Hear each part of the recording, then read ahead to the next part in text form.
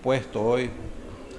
La verdad que no están por ninguna casualidad, aunque quizás alguno pueda venir por alguna invitación hecha por algún amigo o hermano, pero en realidad quien nos está invitando es nuestro Señor Jesucristo.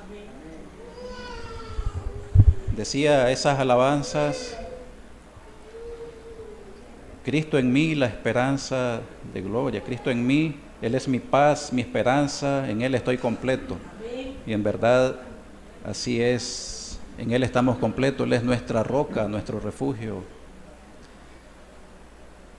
¿En qué está nuestra confianza, querido amigo y hermano? Podemos tener una confianza equivocada, una confianza en nuestra propia inteligencia, en nuestra fuerza, una confianza en nuestra inteligencia, en nuestro pastor. Pero quizás no tenemos una confianza en Cristo. Decía el predicador Carlos Spurgeon que en uno de sus mensajes que a la orilla del mar él había notado una especie de moluscos que se aferraba a una roca y que cuando llegaban a extraerlo y lo golpeaban fuerte, al sentir el golpe los demás moluscos se aferraban más a esa roca, de manera que se hacía difícil o imposible sacarlo sin romperlo. Y el molusco no sabía nada sobre ningún tipo de estudio geológico de la roca, solo sabía que tenía que aferrarse ahí, que ahí estaba seguro, que ahí estaba a salvo y que ahí tenía vida.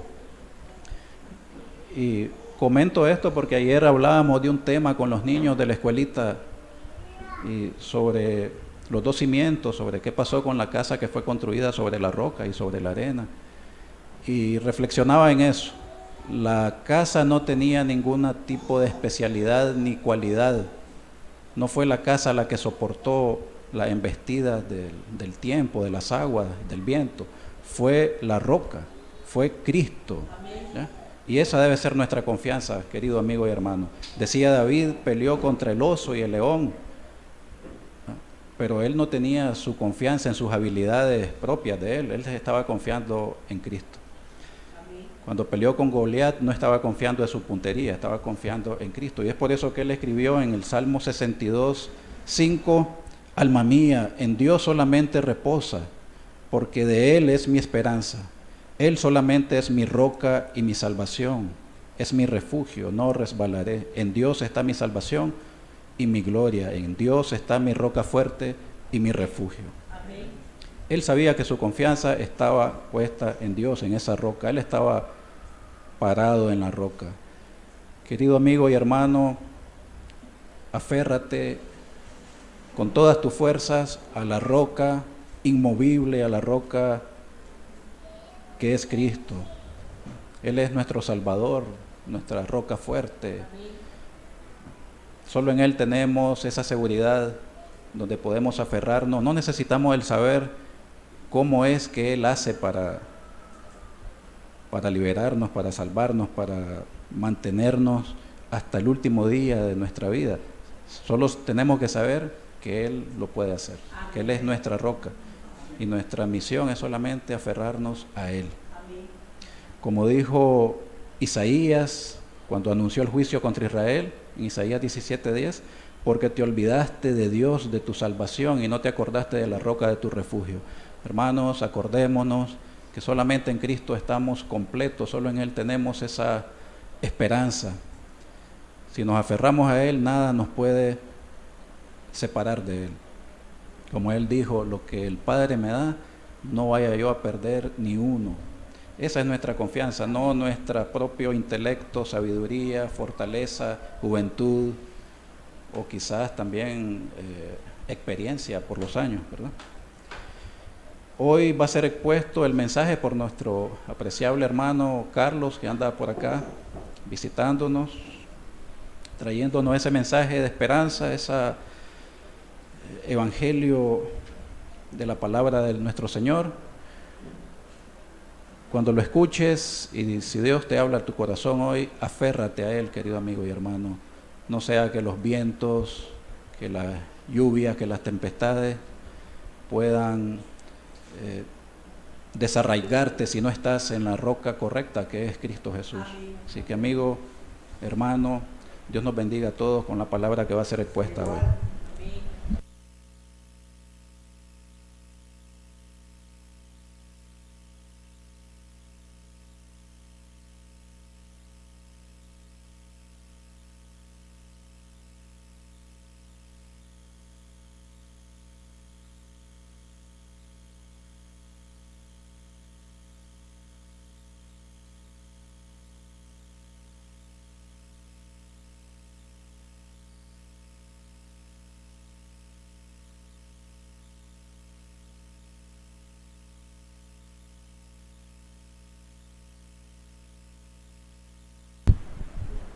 Bueno, buenos días, tengan todos, ¿verdad? Que Dios les bendiga.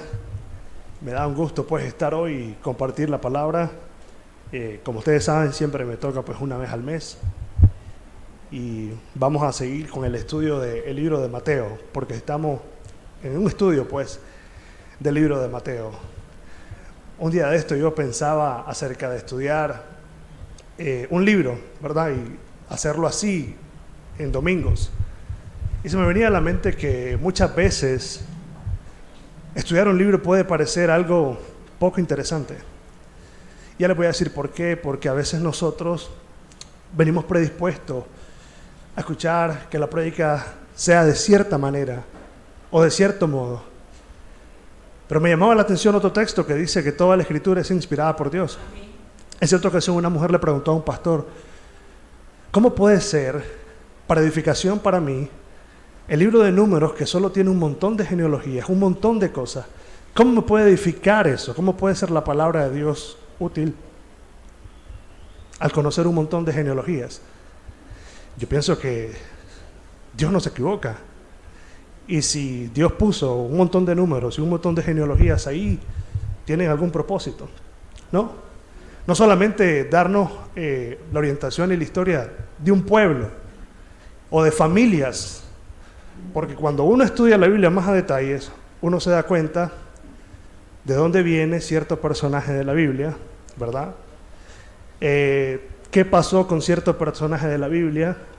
¿Qué cosas parecidas le pasaron a un familiar de la Biblia, ¿verdad? A un pariente anterior. Y uno dice, verdaderamente sí es interesante, pero muchas veces no nos puede parecer interesante porque generalmente tenemos la idea que el pastor tiene que regañarnos los domingos, o tiene que gritarnos y decirte, si no te volvés a Dios te vas a morir. Bueno, es verdad.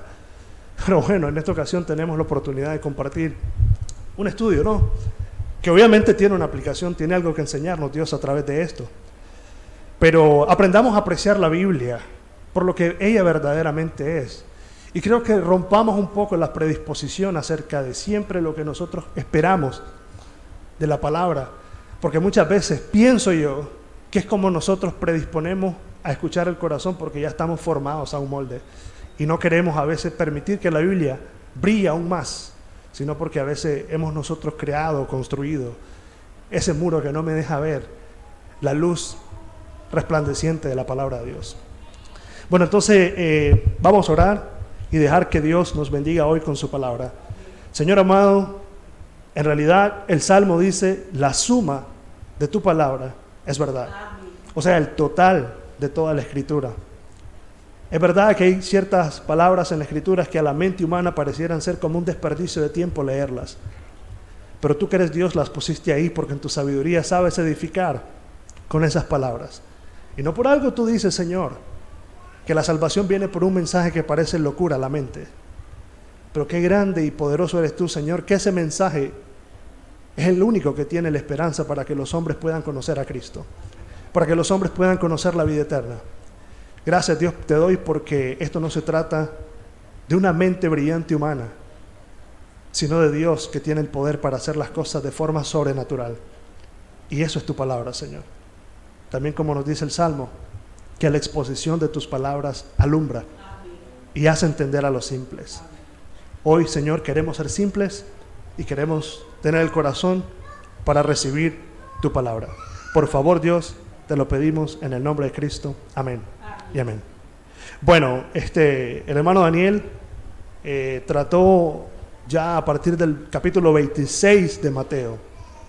Solo para hacer una pequeña reflexión o un pequeño resumen sobre lo que el hermano enseñó. Él entró ya en este capítulo de Mateo 26, en donde Mateo hace una transición, hace un cambio en su forma que viene él escribiendo el libro. Y el cambio que él hace es de que, si ustedes notan y le ponen atención, ya no hay más parábolas, ya no hay más enseñanza de Jesús como tal, hablando a un público así, pues enseñando como en el Sermón del Monte, o no encontramos a Jesús pues haciendo algo como lo relata en los capítulos anteriores. De hecho, creo que termina con la parábola con el juicio de las naciones, ¿verdad? Pero a partir de este capítulo, todo lo que sigue es lo que viene a pasarle al Señor Jesucristo. Todo el momento en el que a Él le toca ya ir a la muerte, ¿verdad? Todos esos eventos que tienen que ver con la muerte y la crucifixión de nuestro Señor Jesucristo. Por eso el hermano nos hablaba de cómo ese evento, aunque parecía ser que traía un mal, pues Dios ya lo había destinado para un bien, ¿verdad? Como cuando José le dijo a sus hermanos: vosotros pensasteis hacerme mal, mas Dios ha hecho esto para bien, para que ustedes hoy tengan su familia, tengan seguridad, tengan un techo y tengan una nación donde vivir. Y es lo que ha hecho Dios al permitir que Cristo haya padecido este, entre comillas, mal, pero al final hacernos un bien. Y el bien es que nosotros hoy tengamos la oportunidad de conocer al Señor Jesucristo. Bueno, entonces vamos a continuar con esos eventos y yo le voy a dar continuidad a esta porción de las Escrituras que tiene que ver con el momento en que Jesús fue ungido en Betania. El momento en que Jesús fue ungido en Betania. Y está ahí siempre en el capítulo 26. Vamos a dar lectura del verso 6 al verso 13. Del verso 6 al verso 13. Vamos a leer primero. Y estando Jesús en Betania, en casa de Simón el leproso, vino a él una mujer con un vaso de alabastro de perfume de gran precio, y lo derramó sobre la cabeza de él, estando sentado a la mesa. Al ver esto, los discípulos se enojaron, diciendo: ¿para qué este desperdicio? Porque esto podía haberse vendido a gran precio y haberse dado a los pobres. Y entendiéndolo, Jesús les dijo: ¿por qué molestáis a esta mujer? Pues ha hecho conmigo una buena obra. Porque siempre tendréis pobres con vosotros, pero a mí no siempre me tendréis. Porque al derramar este perfume sobre mi cuerpo, lo ha hecho a fin de prepararme para la sepultura. De cierto os digo que donde quiera que se predique este evangelio, en todo el mundo, también se contará lo que ha hecho, lo que ésta ha hecho, para memoria de ella. Bueno, vamos a tratar de dar algunos detalles versículo a versículo, ¿verdad? Y nos vamos a concentrar en primer lugar en este versículo 6. El versículo 6 dice: estando Jesús en Betania, en casa de Simón el leproso. Bueno, según nos dicen acá, ¿verdad?, los estudios, que cuando Jesús estaba en casa de este leproso, nos da a entender lo siguiente: que esta era una persona a la que quizás Jesús le había hecho un milagro, ¿verdad? Porque recordemos nosotros que los leprosos eran personas aisladas de la sociedad, personas que no tenían contacto con las personas de la sociedad a causa de su lepra, porque son personas que podían contaminar a los otros, ¿verdad? Entonces vemos a Jesús estar en la casa de una persona a quien Él hizo un milagro. Y la Biblia es exacta en cuanto a poner detalles. Se dice Simón el leproso, como para darnos una enseñanza, una referencia de que esta era una persona a quien Jesús había sanado. Y yo pienso algo tan maravilloso en esto. En la Biblia nosotros vamos a encontrar historias de Jesús hablando con un ladrón. Vamos a encontrar historias de Jesús hablando con una ramera. Vamos a encontrar historias de Jesús hablando con un publicano, hablando con leprosos. Está en la casa de una persona así.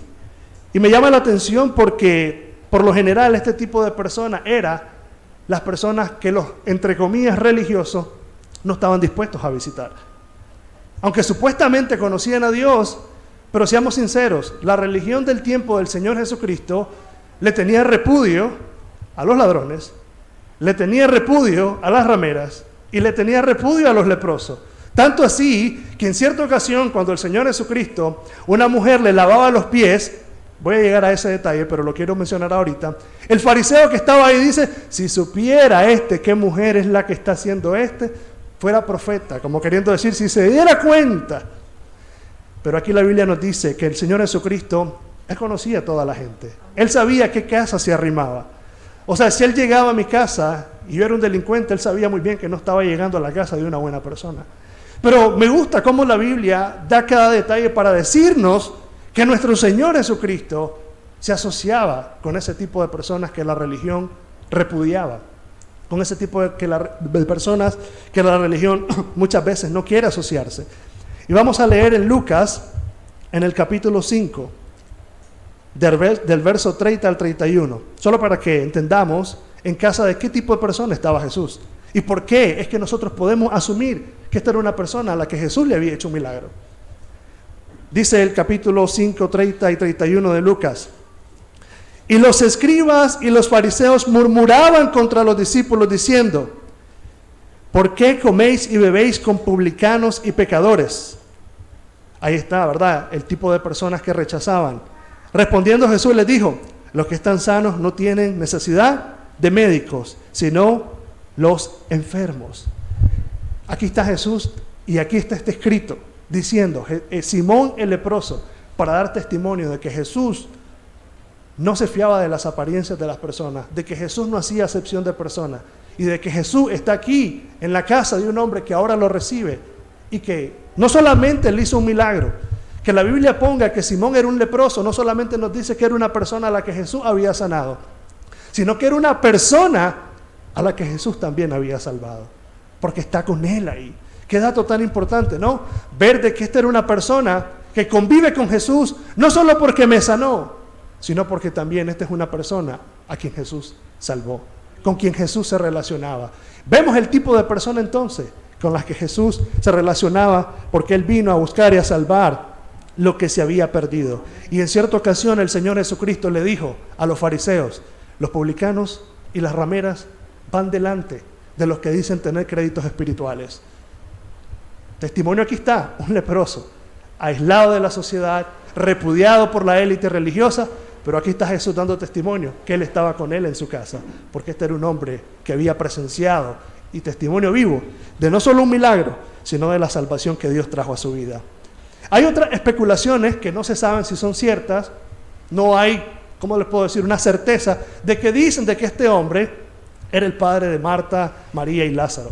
Pero bueno, eso solamente queda como de forma especulativa. Pero quiero que ahora nos movamos al versículo 7. Vamos a ir al versículo 7 de Mateo 26 y vamos a leer qué nos dice la Escritura. Mateo 26, 7. Ahora viene y dice esto. Dice, vino a él una mujer con un vaso de alabastro de perfume de gran precio y lo derramó sobre la cabeza de él, estando sentado a la mesa. Bueno, si nosotros le ponemos atención a este relato, no dice el nombre de la mujer. Simple y sencillamente solo dice, vino una mujer. Pero sí dice en otro evangelio quién era esa mujer. Y aquí yo solamente quiero hacer algunas aclaraciones para que entendamos, porque hay ciertas historias de la Biblia que nos parecen que son las mismas, pero realmente no son las mismas. Porque hay unos datos que revelan que los acontecimientos se dieron en otro tiempo. Y este es uno de ellos. El evangelio que habla de este relato en donde está la evidencia del nombre de esta persona es Juan. Esta persona en realidad era María, la hermana de Lázaro y Marta, ¿verdad? Por ejemplo, si nosotros vamos a Juan 12,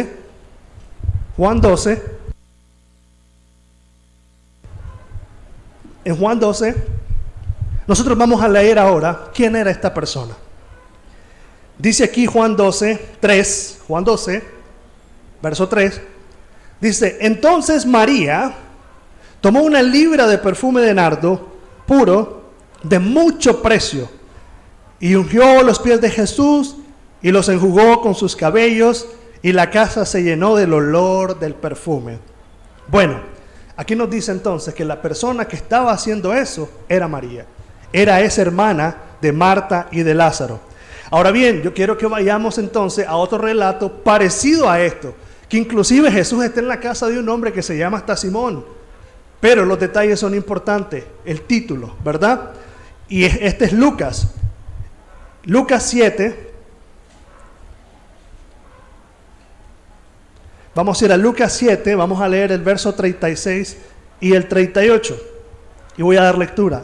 Lucas 7, 36 y 38 dice: uno de los fariseos rogó a Jesús que comiese con él.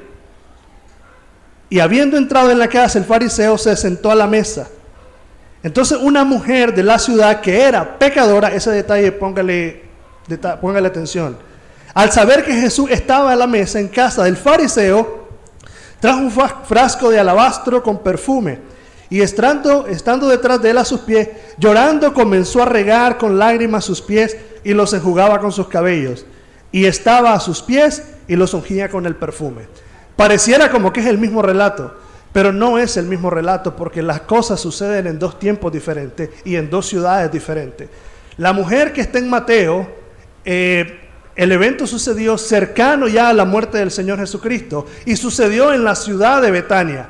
Este evento de esta mujer que está sucediendo acá no sucedió en Betania, sucedió creo que en Galilea, y fue muchísimo más antes de que el Señor Jesucristo empezara a estar padeciendo ya los últimos momentos y los últimos eventos. Entonces son dos cosas diferentes. Otra cosa que revela que no es la misma mujer, para que pongamos atención, cuando la Biblia hace referencia que dice así, entonces una mujer de la ciudad que era pecadora, en la mayoría de los casos lo que quería decir era que era una prostituta la que estaba ahí. Entonces en este caso no es María, la hermana de Lázaro, la que está ahí por esos detalles que yo le estoy diciendo. Y si usted lee, esta persona en donde está Jesús se llamaba Simón, pero dice que era el fariseo, y el otro dice que era Simón el leproso. O sea, totalmente dos personas diferentes, para que, aunque el relato parece igual, es sumamente distinto. Sucedió en dos ocasiones diferentes y sucedió en dos ciudades diferentes. Bueno, eso solamente se lo quería yo dar como un detalle, como una explicación para entender esto. Sin embargo, yo quiero que ahora nosotros nos concentremos en otra cosa y volvamos al versículo 7 del capítulo 26 de Mateo. En el capítulo 26 dice de que lo que esta mujer derramó era un perfume muy costoso. Todos los detalles en realidad son muy importantes, porque muchos de ustedes quizás dirían, ¿qué me importa que haya sido muy costoso un perfume? No sé ni qué es un nardo. Bueno, nardo creo que era una planta que se cultivaba en la India, de la cual se preparaba este perfume, ¿verdad? Donde sale esta fragancia. Era muy costoso, inclusive hasta el recipiente en donde se guardaba. Era muy costoso. ¿Por qué la Biblia tiene que agregar estos detalles? ¿Por qué la Biblia tiene que poner detalles de que el perfume era costoso, de que en realidad era de gran precio? Dice que esto más o menos tenía un costo aproximadamente como el salario de 10 meses. ¿Por qué pone eso el Señor? ¿Por qué tiene que poner? Porque detrás de eso, detrás del costo del perfume hay una acción. ¿Y cuál es la acción? Una adoración sincera, una devoción sincera, un amor y un afecto por Jesús, ¿verdad? Y lo que dice acá, y lo derramó sobre la cabeza del Señor Jesucristo. Miren, ustedes han leído la historia de las ofrendas, que iban los ricos que daban mucho y que iba la viuda, y la viuda dio poco. O sea, ¿por qué la Biblia tiene que poner ilustraciones como esa? Porque detrás de una simple ilustración está la realidad, y la realidad es el acto que se está llevando a cabo. Jesús dijo que la viuda había dado mucho más que los otros que echaron muchas monedas. Entonces, más que el perfume costoso que María está derramando, es todavía mucho más apreciable su adoración y su devoción hacia el Señor Jesucristo, que no le importó inclusive haber entregado ese perfume tan costoso. Eso era algo muy valioso que mucha gente preservaba. Pero detrás de esas ilustraciones, detrás de esos detalles que el Señor Jesucristo nos dice, hay algo mayor: la entrega, la devoción de María.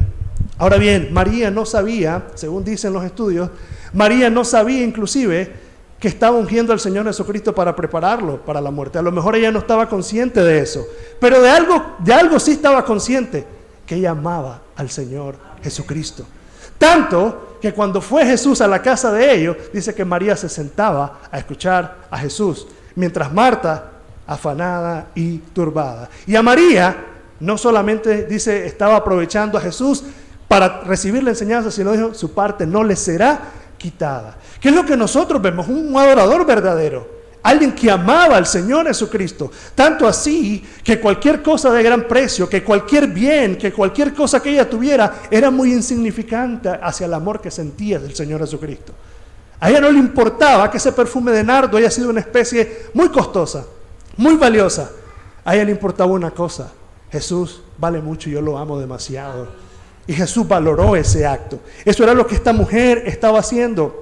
Estaba ungiendo al Señor Jesucristo, y bíblicamente esto era una unción que le estaba haciendo al Señor Jesucristo como rey, porque ustedes saben que cuando un rey se escogía era ungido, y al preparar al Señor Jesucristo, hacer este derrame de este perfume, era una declaración acerca de que Cristo era el Salvador, y Cristo era el Mesías, y Cristo es ese rey que gobierna sobre todas las cosas. Es el Rey de reyes y Señor de señores, sobre el cual dice el Señor, toda rodilla se va a doblar.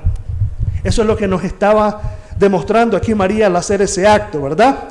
Qué hermoso ese momento de ver a esa mujer derramando ese perfume, porque amaba y tenía una entrega y una devoción hacia el Señor Jesucristo. Pero como nosotros también encontramos que en toda parte de la Biblia donde hay un acto precioso, hay un acto también que lo echa a perder todo. Y a continuación eso es lo que vamos a ver en esta historia. Eso es lo que vamos a ver en esta historia, porque vamos versículo a versículo, ¿verdad?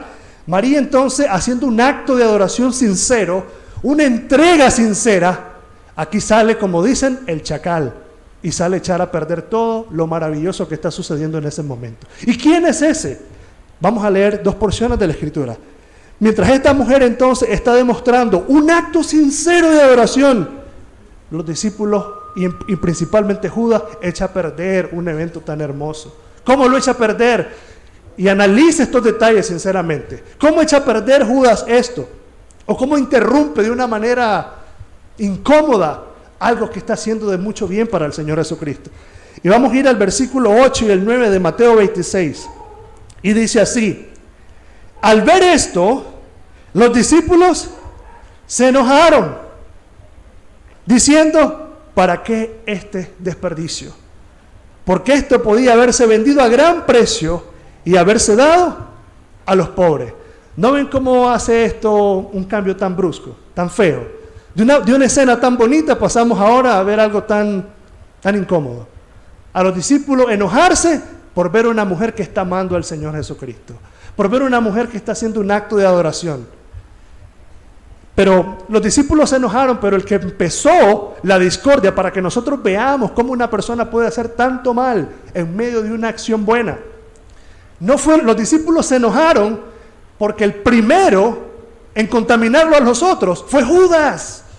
Fue Judas, y vamos a leerlos en Juan 12, 4 y 6, para que nosotros veamos quién es ese que empezó ese momento tan horrible en medio de un acto tan precioso. Judas. Dice Juan 12, el 4 y el 6, y dijo uno de sus discípulos, ahora dice, por eso hay que leer los relatos bien, allá dice los discípulos se enojaron, pero aquí dice, y dijo uno, que fue el que contaminó a los demás, y dijo uno de sus discípulos, y dice, ¿quién? Judas Iscariote, hijo de Simón, el que le había de entregar. ¿Por qué no fue este perfume vendido por 300 denarios y dado a los pobres? Pero me llama la atención algo. Por eso muchos teólogos dicen que aunque Judas caminó con Cristo, Judas nunca fue un creyente. Judas nunca fue un converso. Judas siempre fue un falso creyente, porque el Señor mismo sabía quién era Él. El Señor Jesucristo dice algo, que Él no necesita que se le dé testimonio de los hombres, porque Él conoce qué hay en el corazón de los hombres.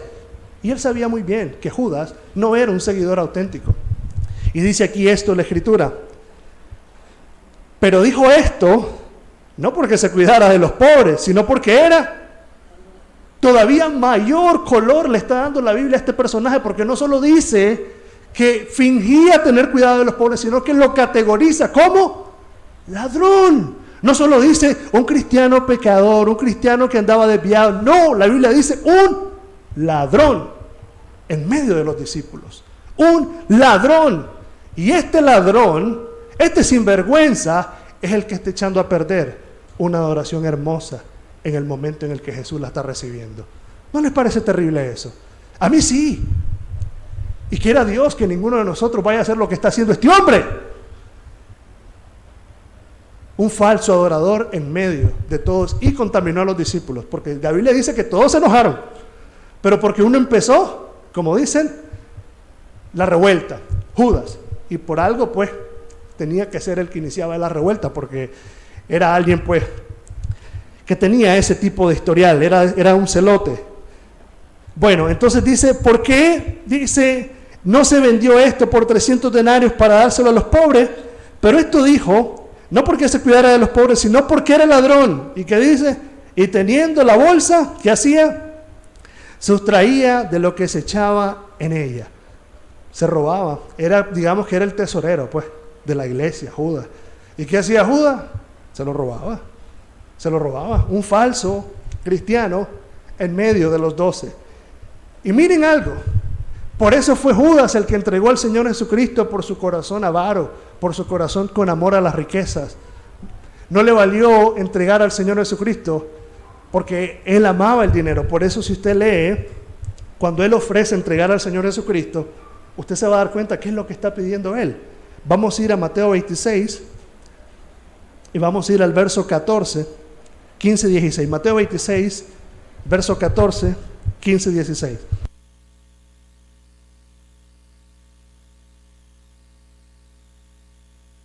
Cuando él ofrece entregar al Señor Jesucristo, mire lo que dice. Entonces uno de los 12, que se llamaba Judas Iscariote, fue a los principales sacerdotes y les dijo, ¿qué me queréis? ¿Qué estaba haciendo? ¿Cuánto me ofreces? ¿Cuánto me vas a dar? ¿Y yo qué voy a hacer? Yo te lo entrego. ¿Qué dice el Señor? No se fiaba de él porque no era que le cuidara a los pobres, sino porque le gustaba los reales. Y era ladrón. Y aquí está haciendo lo mismo con el maestro, pidiendo dinero para entregar al Mesías. Este es el personaje que aparenta piedad, pero está echando a perder un evento precioso, un evento tan maravilloso. Por eso hay un proverbio que dice que un pecador hace mucho mal. Sí, así igual un pecador puede echar a perder una adoración tan hermosa. Cuidémonos de que no seamos nosotros como Judas, que echamos a perder la adoración verdadera de los demás, porque decimos, entre comillas, tener cuidado de otras cosas, pero nuestro interés no es el reino de los cielos, nuestros intereses son otras cosas. Somos Judas, y Dios no quiere Judas aquí. Los Judas no están bien vistos en la Biblia. Bueno, habían 2 Judas, por cierto, ¿verdad? Está el otro, Judas Tadeo. Por eso he dicho yo que bárbaro, ahí nadie le pone Judas a su hijo, pero no todos los Judas están colorados, pero bueno. Nadie quiere llamar a su hijo Judas. Pero bueno, esta cuestión es así. Y aquí está este hombre. Sin embargo, ahora, viendo el Señor la escena y el alboroto que este hombre está haciendo, tiene que venir el Señor Jesucristo y hacer lo siguiente. Versículo 10 del capítulo 26. Y entendiéndolo Jesús les dijo, ¿por qué molestáis a esta mujer? Pues ha hecho conmigo una buena obra. ¿Para qué él era? Un desperdicio. Desperdiciando a esa mujer eso. Echándose a perder. Echando a perder ese perfume. Y el Señor dice, no, está hecho conmigo una buena obra. El Señor tiene que reprender a estos hombres que tenían ese mal corazón. Y en particular a Judas. Lo tiene que reprender el Señor y decirle, ¿cómo podés llamar malo a lo bueno que esta mujer está haciendo? ¿Y cuántos de ustedes han sido a veces ese tipo de personas, ese tipo de Judas? Diciéndole quizás a un pariente, diciéndole a un familiar, te estás echando a perder en las reuniones, te estás echando a perder en esto. Qué desperdicio que ahora todos los domingos quieres ir a la iglesia. Qué desperdicio que ahora solo pensás en Jesucristo y ahí te has olvidado, te has echado a perder, te has olvidado de todas tus ambiciones, de todas tus cosas. Qué desperdicio. No querés a tu familia, pero la intención no es que se fíe de la familia, la intención es que es malo y quiere hacer la vida imposible al otro. ¿Cuántos Judas hay que interrumpen una buena acción, una adoración sincera? Le echan a perder porque son malos de corazón. ¿Sí? Porque son malos de corazón. Hermanos, yo vi esto y yo dije, ¿Cuántas veces quizás, Señor, yo he tenido ese corazón? No lo sé, Señor, pero hazme ver, yo no quiero ser alguien que eche a perder una buena adoración. Yo no quiero ser alguien que por una murmuración quiere echar a perder la adoración de una iglesia. Sí, o la autenticidad de una iglesia. ¿Por qué? Solo porque él tiene otras ambiciones. Es un Judas. Pero el Señor dice, no es que Judas haya sido alguien que cuidara de los pobres. Era un ladrón. Era un ladrón. Echando a perder una adoración tan maravillosa y tan hermosa. Y el Señor dice, esta mujer me está haciendo un bien, porque se está entregando de todo corazón. Sí, se está entregando de todo corazón. Seamos sinceros, y voy a poner de ejemplo solo a los matrimonios porque se me viene a la mente, ¿verdad? ¿Cuántos matrimonios a veces? Ya no amas a tu esposo, ya no amas a tu familia, ahora solo ese Jesús. Ahora solo ese Jesús, dice. Solo ese Jesús, dice. Allá, Jesús aquí, Jesús allá, y tu familia, y ahí están tus hijos, ya no tenés tiempo ni para nosotros. Y no es cierto, no es que no le dedique tiempo ahora el hombre o la mujer a los chavales, solo que el hombre está malo porque ahí, y ahora está buscando otro camino, echando a perder el buen perfume que un cristiano está derramando. Hermano, examínate y no vaya a ser y tú seas un Judas que echa a perder un buen acto de adoración. No solo los cristianos, usted también examínese. Si no es usted uno que está en medio de la iglesia, que solo viene a ver qué echa a perder en medio de lo bonito en donde Dios está haciendo una buena obra. Quiera Dios que no haya personas así, sinceramente. Porque el Señor, la verdad, lo ve y lo conoce. Y el Señor da la recompensa. Y sigue diciendo el versículo 11. Dice el Señor, porque siempre tendréis pobres con vosotros, pero a mí no siempre me tendréis. Esto el Señor lo dice no porque Él no esté presente en medio de nosotros, sino porque su ministerio terrenal iba a acabar en cierto momento. Y lo que les estaba diciendo es, yo soy la prioridad por encima de cualquier cosa. El Señor no está diciendo que el ministerio de los pobres no está bien, pero el ministerio de los pobres no lo es todo. Cristo lo es todo. Y María está valorando a Cristo por encima de cualquier cosa. Pero aquel, entre comillas, que dice que le importaban los pobres, estaba pensando en qué, en los reales. En los reales. ¿Ya viste? Pero María no. María está dando un acto de adoración sincero. Lo que nos enseña este pasaje cuando el Señor Jesucristo, porque siempre tendréis pobres con vosotros, pero a mí no me tendréis, lo que el Señor está diciendo es, valórenme a mí como lo mejor que tienen. Porque por encima de todo, es más, ¿y quién es el que nos da el ministerio para servir a los pobres? No es Cristo, ¿verdad?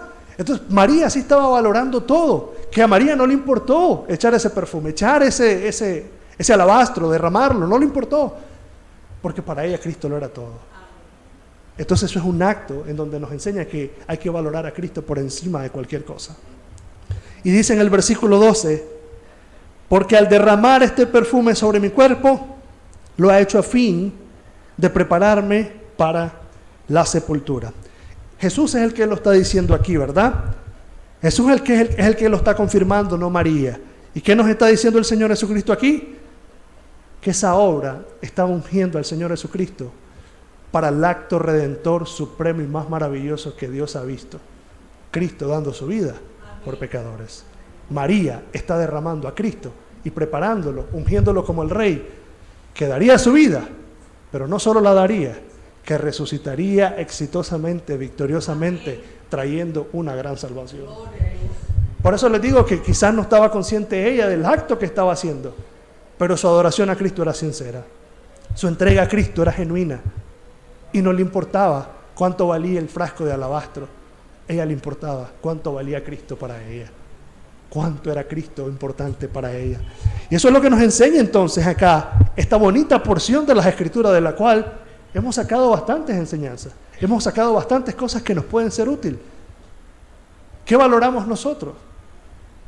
Y sigue diciendo más adelante, ¿verdad? En el versículo 13, dice,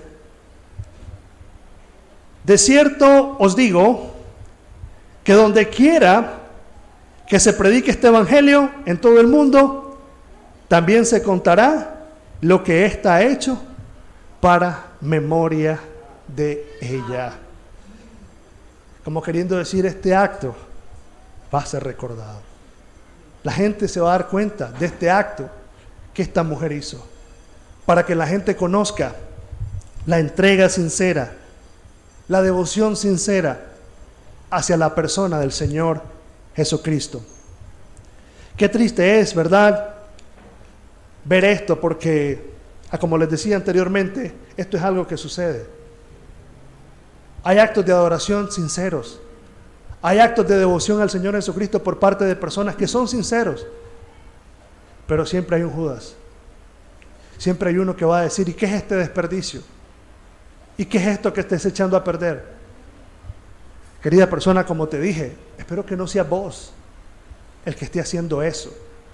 El que dio una escena bonita, vos estés trayendo la parte que nadie quiere ver. El Señor dice claramente, porque ni siquiera tenía interés de los pobres, era ladrón. Era ladrón. Era ladrón. Sin embargo, María está siendo recordada como una verdadera adoradora. Y el Señor dice que ese tipo de adoradores es el que la anda buscando. Adoradores que le adoren en espíritu y en verdad. ¿Era caro el perfume? Sí. Sí era caro el perfume. ¿María le importó el precio del perfume? No. Valoró a su Señor. Valoró al Señor Jesucristo. Son detalles de la Biblia que parecieran insignificantes, pero cuando te das cuenta, cuando conoces a qué se refiere con un frasco de alabastro, cuánto valía, cuánto era el salario, cuál es la acción detrás de eso, o cuál es el mensaje detrás de eso. Una mujer dándolo todo por aquel a quien ella consideraba como el todo de su vida, Jesucristo. Jesucristo. Esa es la forma. ¿Qué ejemplo nos dice María aquí? Ese es el tipo de persona, ese es el tipo de creyente que Dios quiere que nosotros seamos. Yo no sé qué tú tendrás que consideres costoso o que consideres valioso, pero en comparación a Jesús, tu adoración nada se compara con lo que Jesús vale por vos, porque Él es lo más maravilloso, Él es lo más precioso que vos tenés. Por tanto, tú derramas tu corazón en una adoración sincera hacia el Señor. Y me llama la atención un texto que dice en Salmos. Vamos a ir a Salmos. Salmos en el capítulo 51. En el Salmo capítulo 51, nosotros vamos a leer en el verso 17. Salmo 51, verso 17 dice: los sacrificios de Dios, ¿qué son? El espíritu quebrantado. ¿Y cómo estaba María delante de la presencia de Dios? Quebrantada, de corazón, entregándose al Señor Jesucristo. ¿Y qué dice el Señor? ¿Cómo recibe el Señor ese tipo de ofrenda? ¿Cómo recibe Dios eso? Dice acá: al corazón contrito y humillado no despreciarás tú. ¿Qué hay detrás entonces de la ofrenda? De este perfume hermoso que el Señor dice, esta mujer ha hecho buena obra. ¿Qué hay detrás de todo eso? Un corazón contrito, humillado. Hermano, esa es la manera en que nosotros debemos de ir a Cristo. Esa es la manera en que nosotros debemos adorar al Señor Jesucristo. Si nuestra adoración no es como esa, probablemente el Señor diga, este no ha hecho buena obra. Y no es porque no salvemos por obra, sino porque Dios recibe como una ofrenda agradable al corazón contrito y humillado. Romanos 12 creo que dice que nosotros presentemos nuestra vida, toda nuestra vida, como una ofrenda ¿a quién? Al Señor Jesucristo. Como una entrega sincera. Eso es lo que quiere decir. Entréguense de tal modo que lo que se ve en ustedes es una adoración sincera. Una adoración sincera que derrama un corazón por el Señor Jesucristo, que ama al Señor Jesucristo. Es todo para nosotros. Somos ese corazón a quien el Señor recibe, a quien Él no desprecia. Esa es la adoración que nosotros necesitamos darle y entregarle a nuestro Señor, porque el Señor se complace de eso. El Señor se alegra de eso.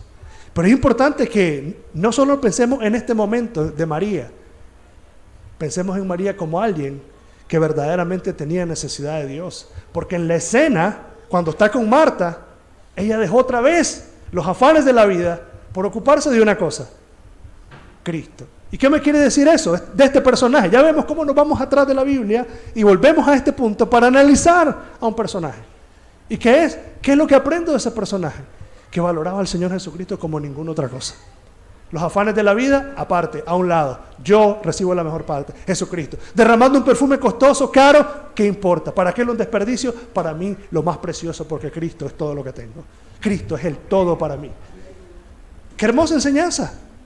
Pero por otro lado, está lo feo. ¿Y qué es lo feo? Judas. Arruinando y echando a perder la adoración sincera de un corazón contrito y humillado. A quien Dios no desprecia, pero que Judas estaba subvalorando. Se pudo haber dado a los pobres. Lo peor es que el comentario vino de quien el Señor dice que era un ladrón. Como queriendo decir todavía mucho peor la situación. Pareciera ser un comentario piadoso, pero detrás de un comentario piadoso hay un corazón malvado. Por eso no todos los comentarios a veces que suenan entre comillas piadosos, no todas las críticas que suenan entre comillas piadosas, vienen de un corazón que se interese por arreglar o el bien de las cosas. Vienen a veces muchos de gente que quiere echar a perder la buena escena. Son los malos y los feos de la película. Así hay gente. Hermano, yo lo que te pido es que tú te guardes de ser uno de esos. Que tú te cuides, porque tú puedes ser uno que aparece en medio de la escena para decir: ¿y qué desperdicio eso ahora que van a hacer culto los viernes y media vigilia los viernes? Cualquier cosa, hermano. Tú puedes ser uno de esos. Este es tiempo que pudiste haber dedicado a tu familia, a tu hogar. Cuando a veces solo por hablar. A veces es verdad que tenés el tiempo hasta para tu hogar, pero a veces, cuando uno quiere echar a perder cualquier cosa, de todo se agarra. Hermanos, seamos como María. Adoradores verdaderos, genuinos, que valoran, que aprecian al Señor Jesucristo por encima de cualquier cosa. Dios quiere que nosotros seamos ese tipo de adoradores. ¿Vieron, hermanos, cuánta enseñanza tenía esta pequeña porción de la Escritura? Jesús fue ungido en Betania, eso es todo lo que dice. Jesús fue ungido en Betania, ¿verdad? Está bien, llegó una mujer, lloró, ya está, hizo esto. No, pero hermano, a mí me ha hablado mucho, por lo menos, con una enseñanza tan sencilla, ¿verdad? Ha hablado mucho a mi corazón hoy y me ha llevado a pensar de qué me debo guardar, pero qué debo procurar. ¿Qué debemos guardar? El corazón de no ser como Judas. ¿Pero qué debemos procurar? Ser como María. Porque el Señor dice que nosotros debemos de imitar a Cristo, pero también ser imitadores de todos aquellos que se conducen de tal forma que dan un buen testimonio. Y María está aquí, dando hoy un buen testimonio del Señor Jesucristo. Donde se predique el Evangelio, se va a hablar de esa mujer. Y aquí estamos hoy, hablando de esa mujer. Bueno, querida persona, esta ha sido la enseñanza, ¿verdad?, que Dios puso en mi corazón hoy, hablar de esta porción en particular. Espero que te haya sido de mucha bendición. Vamos a orar y pedirle a Dios que ministre nuestros corazones. Señor, cuánta gratitud tenemos, Señor, porque en realidad detrás de todas tus palabras siempre hay luz. El problema es que no siempre, Señor, escudriñamos de tal forma que la podemos ver. A veces somos tan superficiales y por eso, Señor, seguimos viendo oscuridad. Pero en el momento que nos detenemos de forma minuciosa, de forma sincera, luz nos resplandece. Y hay palabra detrás de todo tu mensaje. Dios, ayúdanos a ser adoradores que derraman su vida, que se derraman en entrega sincera por amor a ti, así como lo hizo María, Señor. Pero que evitemos ser de aquellos, Señor, que procuran echar a perder las buenas cosas, Señor. Que procuran echar a perder aquellas buenas obras que tú dijiste aquí. Padre, tú conoces todos los corazones nuestros. Y yo te pido, Señor, que nos ayudes y nos guardes. Padre, muchas gracias te damos. Bendice a cada persona que vino hoy. Guárdalos y llévalos con bien. Y te pido sobre todas las cosas que el mensaje los ministre. Por favor. En el nombre de nuestro Señor Jesucristo hemos orado. Amén y amén. Bueno, siempre nos ponemos a la orden, ¿verdad? Si usted tiene alguna pregunta, alguna inquietud, estamos siempre para servirle. Y pues, nos vemos el próximo mes. Dios les bendiga.